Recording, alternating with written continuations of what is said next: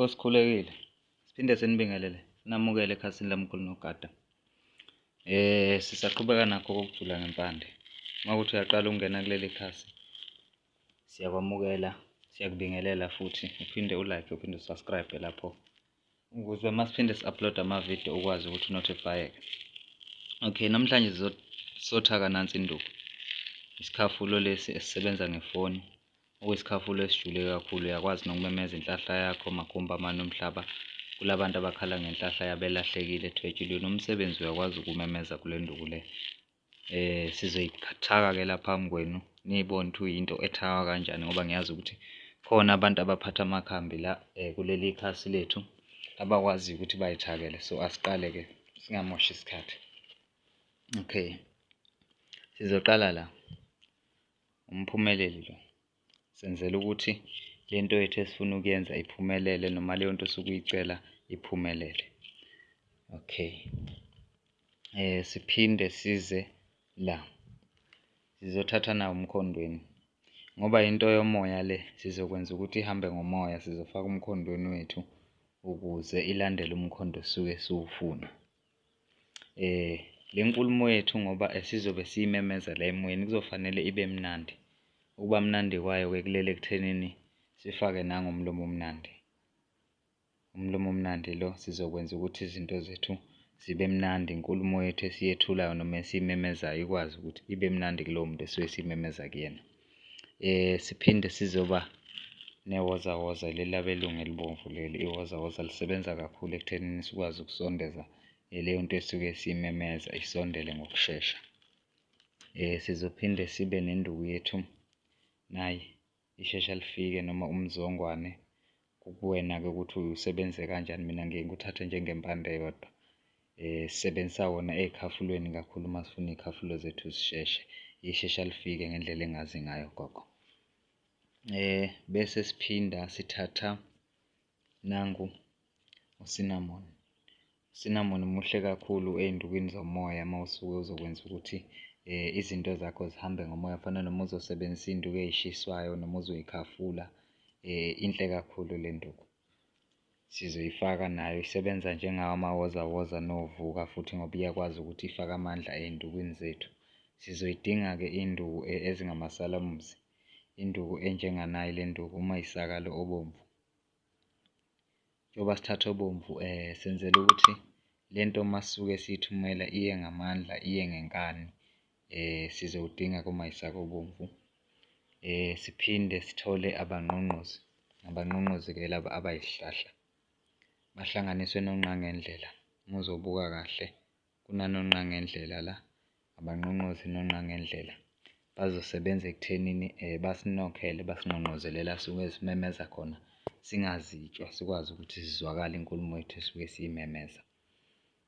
Kukhona ukuthi le nkulumo yethu sifuna ukuthi ibe nendida phakathi, ngoba uma usuke ucela into usuke ufuna ukuthi kwenzeke ngendlela engajwayelekile. Ingakho sizofaka induku yethu umlutha la, uzokwazi ukuthi uluthe lowo muntu esuke simemeza kulezo nduku lezo, ngoba umuntu umemeza ingoba usuke engavumelani nale nto osuke uyisho, ingakho ugcina sewuhlanganisa induku. Njengoba senza induku yokumemeza-ke asizukumshiya ummemezi obomvu. Mina ngimthanda kakhulu-ke lo bomvu. Omhlophe ngiye ngiwusebenzise kodwa hhayi kakhulu, esikhundleni sakhe ngiye ngifake umayisaka omhlophe. Nangu ummemezi obomvu. Uma kuwukuthi-ke ulanda into yakho ngokwesidalwa noma uyilanda ngokwedlozi, ikakhulukazi inhlahla uyicela emsamo, umsebenzi uwucela emsamo, kube kuhle ukuthi ufake intumbadlozi kancane, hhayi mawala. Iyakusiza kakhulu kule nduku. Le nduku uma ifika nje isuke seyihlangene gogo, isuke seyihlangene, iyakwazi ukuthi isebenze. Uyakwazi ukucela umsebenzi, uyakwazi ukumemeza omthandayo. Yenza izinto ey'ningi, ikakhulukazi uma usuka ucele okuhle, ucele inhlahla. Noma ngabe umashonisa izinto zakho azihambi kahle, abantu abakubuyiseli imali yakho, uyakwazi ukuthi usebenzise le nduku. Ngiyakwazi futhi ukuthi ngikwenzele yona ibe yibhodlela kuwena lo msebenzi okwazi ukuxoxa nalo, noma ngikufakele yona ibe into yakho oyisebenzisayo uma usuke usebenza ngabantu, ikakhulukazi kulaba abawo-salesman. Isebenza kakhulu kulabantu abasebenza ngokukhuluma.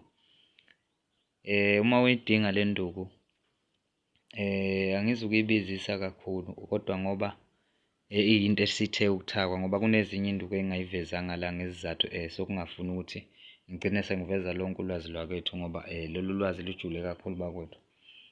Le nduku ngizokwenzela ngo-500 uma ukuthi uyayidinga, kodwa uma ukuthi uyabona ukuthi no ungakwazi ukuyihlanganisela lezi nduku, ungayihlanganisela ngendlela ebengisho ngayo.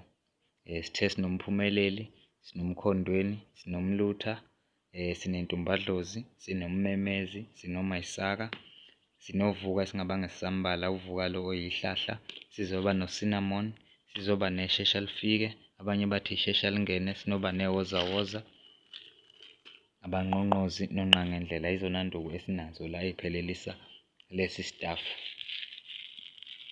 Kufuneka ibe mningi-ke umlomo omnandi wakho ngoba le stafu kufanele uma usidla sibe ngathi sinoshukelanyana ukuze sibe mnandi lesi stafu. Thokoza gogo, alikho ithambo elifakiwe la, alikho ithambo elifakiwe. Zikhona iy'nduku esifaka kuzo amathambo kodwa hhayi noma yiziphi. Zikhona-ke ezinye iy'nduku ezinhle kakhulu engisanda kuyihlanganisa kuleziya nduku engangikhulume ngazo. Umuthi wecala lo omuhle kakhulu, umuthi wecala-ke lo bantwana bakwethu, wona-ke awuyona into yokudlala gogo ngoba induku esihlanganiswe ngokujula. Khona ophunyuka bemphethe la ocala kalithethwa, ondoda ibindenye, ziningi kakhulu iy'nduku ey'lapha mkhulu. Uma sikwenzela umuthi wecala uba 1.5 khehla, bese kuzoba inasi isivulo okuwumaqaqa esiqaqa ngawo iy'nkinga. Lo muthi ugeza ngawo ngobisi, uwona muthi ovula inhlahla kumuntu, usuthakiwe nje ubuso nje unovu la kuvaliwe abahlukene abasuka ey'ndaweni ezahlukene. Khona nomdleko omhlophe la, into leyo abantu abangayazi-ko kodwa soyichaza ngelinye ilanga ngoba abantu bazi ukuthi umdlebe imilingo le abakhuluma ngayo bathi iy'hlahla ezidla abantu. Thina-ke singabantu abay'hluphayo ngolwazi, umdlebe siyazi ukuthi kawudli muntu, isihlahla nje. Singadlali-ke abantu benikhohlisa, kodwa into esoyichaza ngelinye ilanga. Ikhona-ke le nduku kule nduku le, induku enhle kakhulu. Uma ngizokugeza ngale nduku kuba 1.2, induku ekwazi ukusebenza ngisho ekhaya emndenini, ngisho uchele ngayo le nduku iyakwazi ukuvulela inhlahla. Asikhulumi-ke ngemlingo, sikhuluma ngomsebenzi wempande, asiqambe amanga, sikhuluma ngento yempande. Thokoza gogo. Bengakhohlwa abantu uku-like baphinde ba-subscribe.